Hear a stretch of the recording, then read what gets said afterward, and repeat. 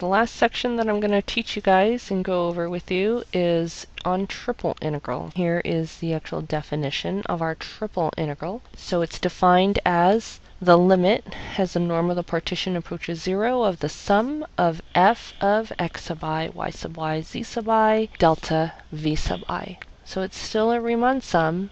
It's small little volume pieces, little rectangular prisms, if you will, summed up together. So taking a look at this problem, example 1, we're going to integrate with respect to z first. So we need to write out the two outer integrals again and integrate the inside with respect to z, which should be easy. It'll be z sine y squared from 1 to 3, and then dx dy.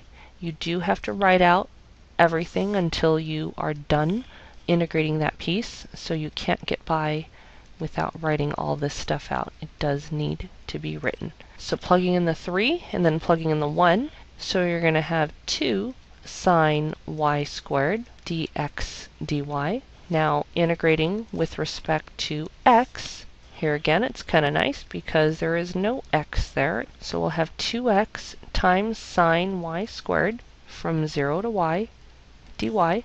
And plugging in our y and 0 gives us 2y sine y squared dy.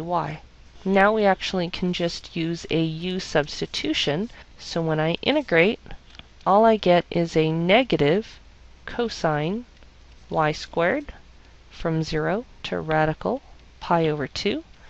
And when plugging that in, we get negative cosine pi over 2 minus a negative, so cosine of 0, which is going to be just 1, because cosine pi over 2 is 0. The integral from 0 to 2, the integral from 0 to x, the integral from 0 to x plus y of e to the x times y plus 2z dz dy dx. And next year, when you guys work on this, you will be changing up the order of integration. So let's see, integrating with respect to z. So that's going to give me e to the x times yz plus z squared from 0 to x plus y dy dx. So plugging in for z, we're going to have now y times x plus y, so I'm going to multiply that out. And then now plugging this in, I'm going to multiply out my x plus y as well. So I'm going to have x squared plus 2xy plus y squared dy dx. Now I will combine a couple of these things together.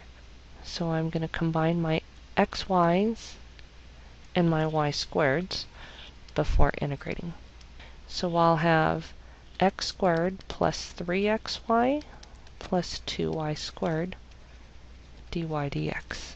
So now that I integrate with respect to y, I'm going to have x squared y plus 3 halves xy squared plus 2/3 y cubed from 0 to x. Now plugging in for y is going to give me x cubed plus 3 halves x cubed plus 2/3 x cubed. Then when you plug in the 0, we just get 0. So I can add all of these x cubed terms up, and that's actually going to give me 19 over 6 x cubed. This is going to require an integration by parts, and I'm going to use tabular because of the x cubed. So if you guys remember how tabular integration works, we're going to put x cubed, then e to the x. I'll get 3x squared, 6x, 6, and a 0. And I'm going to have e to the x repeatedly. So this is going to be plus, minus, plus, minus. That's going to leave me with my 19 over 6 e to the x times x cubed minus 3x squared plus 6x minus 6, evaluated from 0 to 2. So 19 over 6 times e squared times 8 minus 12 plus 12 minus 6. And then plugging in the 0 gives me minus 1 times, all of these are 0 except for the last one, negative 6. Be careful and don't forget that last term. And this is going to equal to 19 over 3 e squared plus 19.